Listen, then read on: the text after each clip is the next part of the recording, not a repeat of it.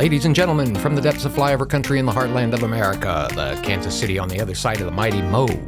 Welcome to Hitting the Bricks with Kathleen, a genealogy show that features your questions and her answers.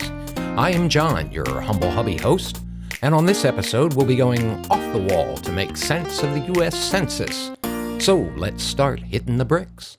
Okay, so this is another episode of Off the Wall, and I've interrupted Kathleen on a regular work day in order for her to answer some questions about the census for Off the Wall.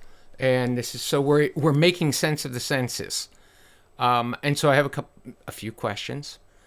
And these are my personal questions. These are ones that I've come across in doing my minimal research. So are you ready for the lightning round, Kathleen? We'll see. Okay. All right. The first question I have is, when was the first U.S. Census taken? Well, the U.S. federal census, the first one was 1790, but remember there were a lot of census before that. Matter of fact, as early as like 1624, there were what they called musters, and they did the same purpose as the census, and that is to take an account of the inhabitants within the United States or in the territory. And I'm assuming that was for whoever was colonizing. So that would be for the British for us? At that point, those records are actually British records, yes, the early ones, the pre-colonial. Okay. All right.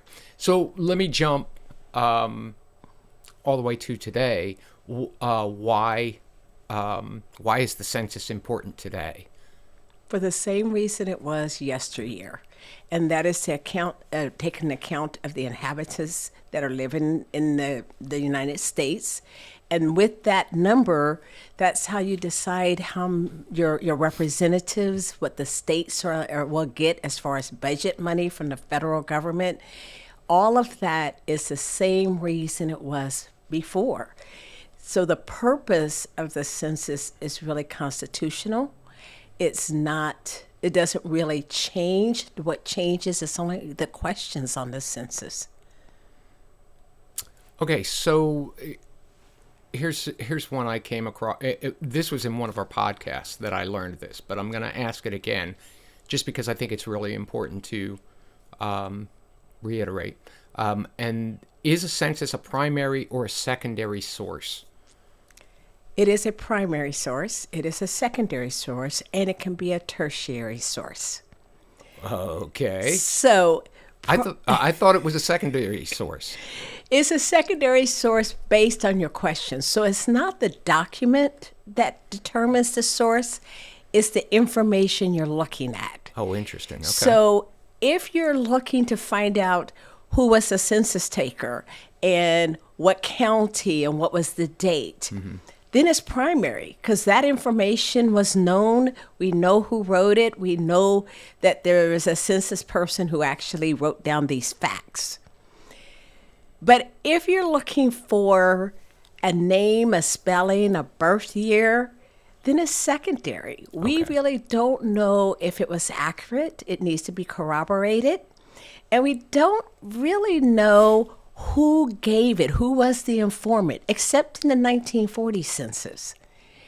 So, so why in the 1940 census? Well, in the 1940 census, the instructions to the census taker was, please designate with an X that is encircled, an X that is and that is the person who gave you the information in the household. Now, interesting. Okay. That's only in the 1940. It was voted out or not chosen to keep in the 1950s. When I'm researching, what should I keep in mind while using a U.S. Census for research? That was a big one that came up in my research and somebody else's too, I think. Well, this might not have come up in yours, but if you had the question of the population of a town, and if it was an early census, you have to remember that Native Americans were not all Native Americans, actually most Native Americans were not accounted for, and that African Americans were slaves, or ex-slaves rather. They were considered 3/5 of a person. So if you're looking for population, you need to watch that. So I'm gonna jump to a question. Were slaves ever enumerated on a census? Yes, they were, but they were enumerated on what's called the slave schedules in 1850 and 1860. Okay, so what are the slave schedules then? Obviously, They were not necessarily given by name. However, there are times that we will see them by name, just depending on how it was done by that census taker. That slave schedule went by the slave holder. So the slave holder would name all of the enslaved persons that he was accountable for and give their age, their complexion color pretty much, and boy, girl, their gender. and so now I'm going to jump back to a question about the informant. And is there any information given on the informant on a census, or let's say on a slave schedule? You do get the name of the informant. Now, if you want to know more about the informant, you do your genealogy research for that informant. And there are times that we have to do that. We also want to know sometimes, are they related to the people in a household for a particular reason? Maybe because the names are spelled in a particular way, or there might be a question of who the informant was. So there are times we look up the informant. Well, I don't know. You don't know what? I don't know. I just forgot. All right. So, where can I find? We were talking about slave schedules. Where can I find a slave schedule? Because I don't think I've ever seen one on Ancestry. They're on Ancestry. Are they? Okay. Yes, you could just Google them. Now, one of the things that are not used a lot, and they should be used all the time, both in Ancestry, family search, is their catalogs. So in Ancestry, there's a catalog. If you go to that and you just put in under keyword slave schedules, then you can just click on it there. But people forget that it's a wonderful tool to get you to exactly what you're looking for. I wasn't even aware. Well, it doesn't mean anything that I wasn't aware. It's not like I'm buried in research all the time. So me not being aware is not a major thing. I'm typically unaware. Which brings me to the point that you need to continue your research. Yes, I'll continue my research on Thank you. on awareness. No, not on awareness. Okay, so here's one of the questions. You made a big deal about this a while back. So what's with tick marks, and why are they so important? People don't like doing the early genealogy census. Before 1850, we only had tick marks, and we had the homeowner or the household, the head of the household was the one that was enumerated, and everyone else was just tick marks, someone between 10 to 19, 20 to 29, that sort of thing. And there's just these columns with no names. You know that there's children in there. You might even know that there were slave persons, or there's someone who might have been a parent just based on the age bracket that they fell under. On the other hand, people who use it well, they can actually use it for brick walls, like I do all the time. You can figure out, based on the tick mark census, sometimes a father-son combination, especially if he didn't show up in 1820, but he does show up in 1830, another person under that name, the father's name. So you can actually help with uniting families that way. Okay, but what are tick marks? Oh, it's just a check mark. It's just a check mark in one of the columns. Give a name? No names. Okay, so it's a blank column, and then there's a tick mark somewhere in it. Yes, so I would mark you under 60 to 69. But your name's not there. You would just be in the household of someone. Be a tick mark. There was somebody there who's between the ages of 60 and 69. Yes, but if you were not the head of the household has the name. Would it matter if I had a different name, if I wasn't related to them? If I was a No, boarder? it does not matter. That We would seems not like know. Does that not seem like it's really inaccurate? Well, sometimes there's blended families in there. Immigrants might come and stay with their relatives. So it's not unusual. No, but doesn't it just seem really inaccurate? It's called analysis. It's well, yeah, you have to analyze it, but doesn't the process of using tick marks, I'm sorry, but I'm not letting the census people off on this. If I'm a tick mark, then how do you know who is actually there other than a guess that somebody would be about the same age at the same time? So remember what I have done before I get to the tick mark census. No. I've already done research from present day back. So when I get to the 1850s, I know who should be in a household Right. in the 1840s. Right. So when I get into the 1840s, if you were 19 in 1850, you should be about 9, and there should be a tick mark for a boy under this parent's name Okay. in 1840. Right. So I can identify if I have the right family or not. Let's say I am looking for this 9-year-old boy in 1840, and I'm looking at 3 Sam Thompsons, but only one of the Samuel Thompsons has a 9-year-old. Okay. So now I know that that's probably my right Samuel Thompson, and I can concentrate on that census record. Well, I'm just going to say that tick marks seem to be, I'm sorry, that's lazy They are a reporting. wonderful That is a tool. lazy reporting. If you can't write down the name of the people who are in the house, I just don't know what to do. Remember why we're doing the census. It's not to write down the names of people, but keep an account of the people and know the head of the household. Well, you, who's madam, paying and taxes. I will agree to disagree on this point, and I will move forward to the next extraordinary question that everybody wants to know the answer to. And what is up with the 1890 census? Nothing is up with it. It went down. The 1890 census was more, we will say it was burned in a fire. Okay, all of them? No, but they weren't burned in a fire. They were really destroyed in the flood, taking out the fire where they were being held. They were in a basement, in a fireproof basement where someone didn't close a door. Seriously? Yes. Where? So they were Where? in D.C. It wasn't at the Census Bureau because it wasn't there yet. Right. It was in one of the Commerce buildings, I think. And Was it in a former president's bathroom or, no, John, it wasn't. It was in the basement. It was in the basement. Well, okay. And in that basement also had a lot of other things that could burn, like the furnace.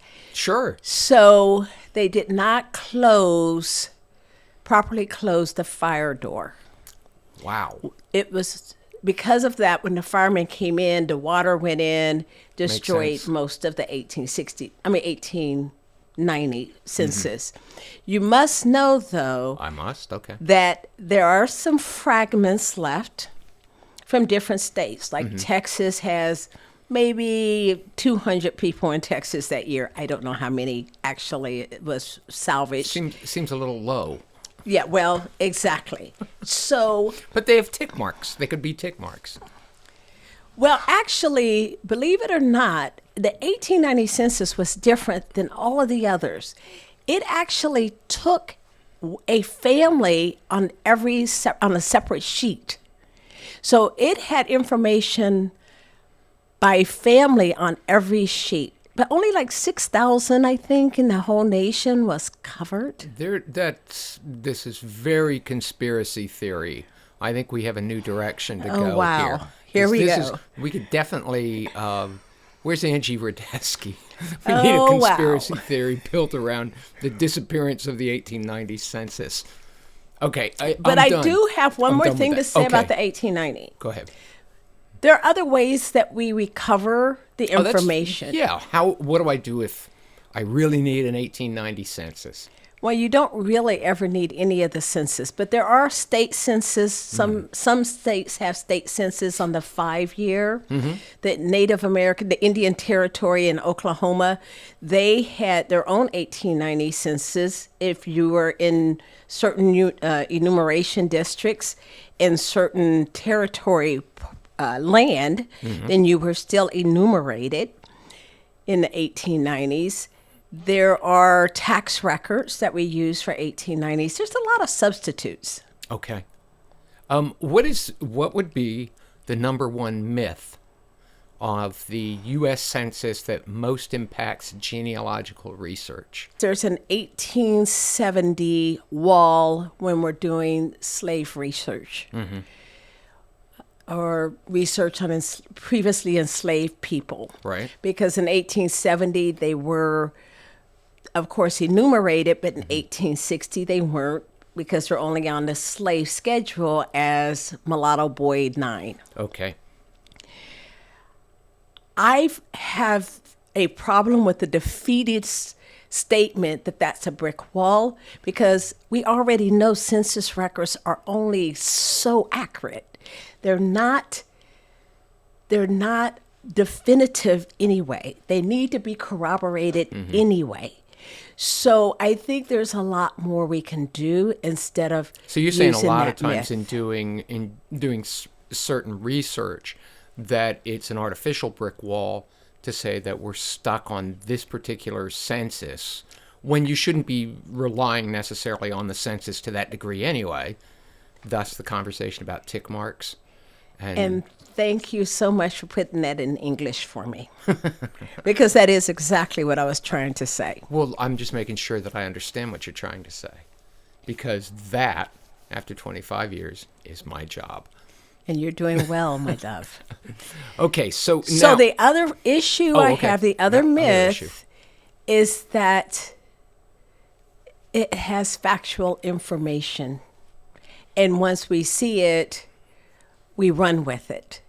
So the other myth is once I find that census and I put it on my tree, that it's accurate. And most of the time it's not. It has something on there because remember, a lot of it's secondary. It could be tertiary, meaning that a neighbor gave the information. It could be incorrect. So the reliability on the census records is a false security. So it's a trust but verify sort of thing where it's a starting point. It's never a finish point. Exactly. So this one, I'll put you on a spot and see if you can rattle off a www off the top of your head. So is there a website that'll give more information on how to read a census or maybe more general information on it? Absolutely. My go-to is the Steve Morse website. Which is? The stevemorse.org, isn't it? I don't know. See? Yes, it is stevemorse.org. Stevemorse.org. And Morse is Morse. Okay, stevemorse.org. And who is Steve Morse? No idea. Oh. His name is Stephen Morse, though. But he does a whole lot of... It's online, and he has a wonderful website. It's good for passengerless. It is good for all of the Northeast, especially the New York area. And he has a lot of information so that you can see what all the little codes are on those census records. Right. Because there's so many little codes on census records that we overlook. For example, the 1950, the newest one, the 1950 census record has notes that people ignore. STEVEMORSE.org. And it looks like a massive list of just a bunch of stuff to maybe click on and research. Yes, but he also tells you what all the codes mean. Oh, that's great. Because we don't necessarily know the codes. We also can go back and look up the actual instructions. You mean we as researchers, right? We, as in everyone listening to this podcast. Oh, okay. They can look up the instructions to the census takers, and that will help them understand what the blanks are for and how to use them and what special codes are on there that they're overlooking. And then there's also, of course, census.gov. Census.gov also, sure. And archives.gov is really the one I would go to. Archives.gov? Mm-hmm. Okay. ARCHIVES.gov. Yes. Okay. Those are going to be three great resources for. And I have anybody's another interested. one that Yeah. I want to make sure I mention, and that is the A3 genealogy blog. Oh, the A3 genealogy. Do tell us about the A3 genealogy blog, Kathleen. There are a lot of articles on census records and researching and really digging out this little tidbits of things that we might have overlooked. So probably very, very interesting information that everybody should spend some time digging through. Absolutely. On the show, yeah. Do you have anything you want to add about the census? Because I feel much more knowledgeable, and I feel I have learned a lot in this session. Well, here we go. I just want to remind people that census records, although the federal census records start with 1790, right? There are colonial also records that we should be looking at, especially in Virginia, Louisiana, New York. And there are census that have been taken in other countries as well. Absolutely. So that when you're going to hit a point, since we're primarily immigrants, at a certain point, you're jumping back, and you better brush up on your German or your Swedish or whatever. Yes, I believe the Swedish were one of the first to have census records. Okay, we're jumping back right now because we're laughing because I had to cut an entire section out that was completely inappropriate for anything that we were talking about. But now we're wrapping up. So I don't have anything else. Do you have anything else? I do not, John. Well, that's wonderful because we can get on with the rest of this day. You can get back to your research, which I know you're just dying to jump back into. Actually, I am. And we'll catch up again a little bit later. So all right, love. Thanks, Kathleen. I appreciate it. Thanks. Bye-bye. Well, congratulations. You've made it to the end of another episode. Thanks so much for staying. Thanks to Chewy Chewbacca Brent, our part-time AI programmer and full-time cheese tax collector, for his unwavering lack of interest in anything we're doing. The theme song for Hitting the Bricks was written and performed by Tony Fistknuckle and the Rotifers. Watch for their next appearance in Mansfield Park. You can find us on Apple, Spotify, YouTube, and of course Buzzsprout. We'd love to hear what you think about the podcast, so stop by our Facebook page at Hitting the Bricks and let us know.